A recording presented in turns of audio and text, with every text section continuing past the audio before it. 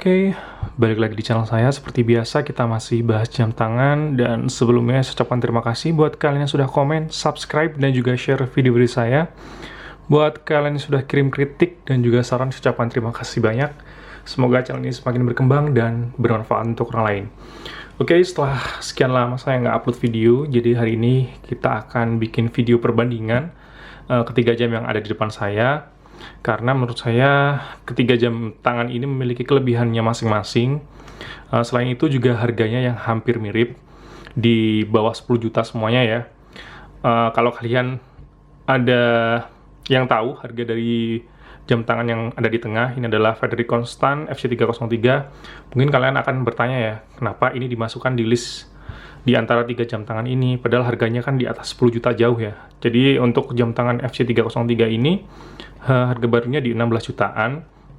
Tapi yang membuat cukup menggiurkan adalah jam tangan ini di market second-nya di harga 7 jutaan ya. Dan menurut saya itu cukup worth it sekali dan layak untuk dibandingkan dengan 3 jam yang ada di depan saya ini.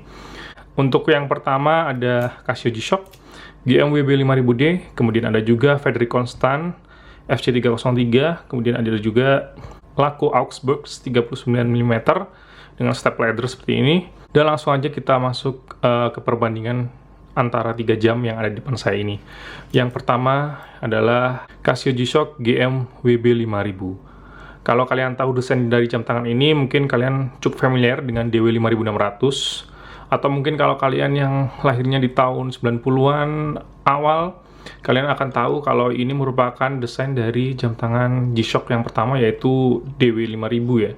Seperti ini penampakannya. Yang membuat jam tangan ini spesial adalah build quality-nya.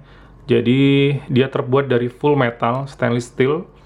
Kemudian untuk back case-nya dia terbuat dari DLC atau diamond like carbon yang cukup keras sekali. Terus dia untuk mekanismenya juga menggunakan screw ya, jadi dia diputar seperti jam tangan mekanik, tidak seperti jam tangan G-Shock pada umumnya yang biasanya ada bautnya ya di sini, di 4 sisinya. Kalau ini benar-benar di screw di sini. Terus ada fitur lagi yang cukup baru adalah fitur synchronize dengan gadget kita dengan menggunakan Bluetooth. Kemudian ada juga fitur panel surya ya, jadi dia nggak perlu ganti baterai kalau habis. Kalian cukup mengecas di bawah sinar matahari. Di sini ada jamnya, kemudian ada hari, bulan, dan juga tanggal ya. Untuk fitur lainnya standar ada seperti multi-band, kemudian juga ada stopwatch dan lain-lain ya. Oke, seperti ini penampakannya. Dan jam tangan ini dirilis pada tahun 2018. Saat itu cukup antusias orang-orang, terutama di Indonesia ya. Bahkan harganya bisa sampai menyentuh di angka 13 juta pada waktu itu. Jam tangan metal ini G-Shock meluncurkan 3 varian warna waktu itu, ada yang gold, kemudian hitam, dan juga ada yang silver. Dan jam tangan ini merupakan jam tangan rilisan spesial karena G-Shock memperingati hari ulang tahunnya yang ke-30 ya. Oke, dan pada tahun 2020 terakhir, pada saat saya membeli jam tangan ini, jam tangan ini dijual di harga sekitar 7 jutaan. Menurut saya cukup worth it untuk diambil jam tangan ini. Selain nilai sejarahnya, dia juga build quality-nya juga cukup oke. Dan cukup jarang juga G-Shock mengeluarkan seri metal, kecuali seri premiumnya ya. Untuk harga 7 juta sendiri, jam tangan ini sudah made in Japan. Kalau kalian tahu, jam tangan G-Shock yang entry levelnya biasanya dibuat di Thailand atau enggak di Cina ya. Kalau ini made in Japan. Oke. Seperti ini penampakannya. Untuk strapnya juga cukup kuat.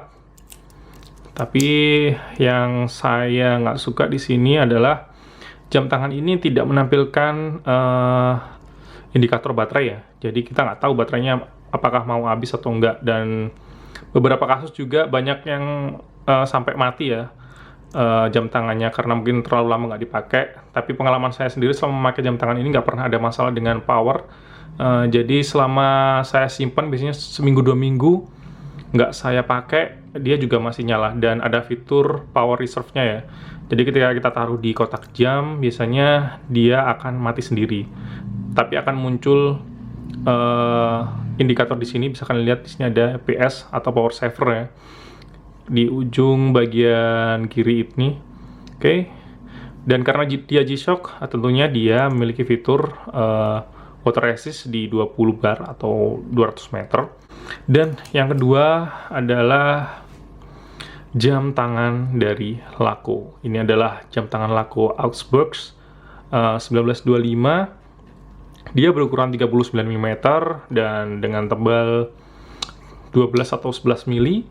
Kemudian dia juga memiliki crown yang besar. Terus movementnya see-through, bisa kalian lihat sendiri di sini. Kemudian juga dia sudah memiliki luminasi ya. Jadi ketika kita pakai di kegelapan, biasanya dia akan bercahaya di index markernya di sini. Oke, kenapa saya masukkan di list ini? Karena jam tangan ini menurut saya cukup spesial, baik dari sejarah dan build quality. Jadi jam tangan Laco ini merupakan pabrik jam tangan dari Jerman yang sudah cukup terkenal, tapi di Indonesia tidak banyak orang yang tahu. Jadi Laco merupakan salah satu dari 5 pionir jam tangan Flieger atau jam tangan pilot ya. Jadi pada saat Perang Dunia Kedua, beberapa jam tangan dimintai oleh tentara membuat jam tangan yang bisa dipakai oleh pilot dalam kecepatan tinggi dan cukup mudah untuk membacanya. Di antaranya ada IWC, kemudian ada Stova, dan juga ada Laco. Dan Laco ini menurut saya adalah jam tangan yang paling affordable di antara merek-merek yang lain itu ya. Kalau kita tahu IWC sendiri harganya untuk secondnya start dari 60 jutaan. Kalau ini cuman 6 jutaan ya, jadi jauh banget ya. Dan kalian sudah bisa memiliki nilai sejarah dari jam tangan Flieger. Untuk desainnya menurut saya sudah bukan desain original, karena untuk jam tangan pilot sendiri biasanya diameternya cukup besar di 45 mm, tapi ini menyesuaikan dengan kebutuhan casual. Jadi kalau kita pakai sehari-hari, jam tangan ini cukup nyaman. Kemudian yang unik adalah ukuran laknya. Jadi ukuran laknya di sini 18 mm. Untuk jam tangan dengan ukuran segini, kemudian lak 18 mm menurut saya cukup unik dan cukup jarang ya. Oke, tapi ini membuat kesan jam tangan ini kelihatan maco ya di tangan ya. Kemudian juga dia juga sudah ada fitur hand shaking. Jadi ketika kita tarik crown-nya, jarumnya akan berhenti seperti ini. Bisa kalian lihat. Untuk movementnya sendiri dia menggunakan Laco kaliber 21, atau sebenarnya movement ini merupakan movement dari Miyota 821A yang direfine kembali oleh Laco, kemudian menghasilkan suatu movement yang cukup akurat ya menurut saya. Bahkan di antara jam tangan saya yang lain, jam tangan ini merupakan jam tangan yang cukup akurat. Oke, untuk spesifikasinya, kacanya sendiri sudah menggunakan safir. Kemudian bodinya stainless steel, finishingnya brass. Oke, seperti ini penampakannya dan menurut saya cukup worth it. Untuk packagingnya jangan kalian tanya lagi. Untuk jam tangan made in Jerman, packagingnya cukup oke ya. Oke, seperti ini penampakannya. Terus untuk menandakan ini adalah jam tangan pilot, biasanya ada pin di sini. Oke, seperti ini. Dan jam tangan ini bisa kalian dapatkan di harga 6,8 kalau nggak salah ya untuk barunya. Untuk secondnya kalian bisa cek sendiri di marketplace berapa harganya. Tapi kekurangan dari jam tangan ini, dia cuman bisa bertahan di kedalaman 10 bar atau 100 meter ya, karena dia nggak ada mekanisme skrunya di sini. Jadi untuk membuka movementnya di sini kalian harus mencongkelnya di sini. Oke, seperti ini. Dan juga mesin atau movement Miyota 821 ini terkenal dengan berisiknya, tapi saya nggak terlalu terganggu karena nggak mungkin juga untuk movement sekecil ini kalian taruh di kuping untuk mendengarkannya, kan nggak seperti itu juga ya konsepnya. Jadi jam tangan ini kalau dibandingkan dengan movement lain seperti Sellita ataupun ETA ataupun bahkan Seiko, ini movement yang lebih berisik. Ketika kalian goyang seperti ini, dia akan kedengaran ya pergerakan movementnya.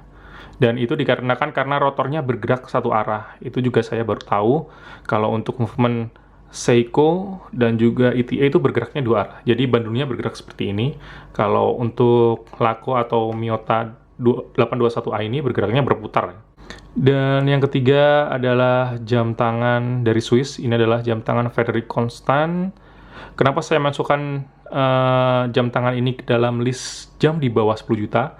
Karena untuk barunya jam tangan ini jarang diminati, karena harga barunya di 16 jutaan, tapi untuk harga secondnya cukup worth it karena dia dijual di setengah harganya ya, di 7 jutaan. Dan menurut saya dengan movement seperti ini, kemudian build quality yang seperti ini, menurut saya daripada saya beli Tissot, mending saya beli ini karena levelnya masih di atasnya Tissot ya jam tangan ini menurut saya.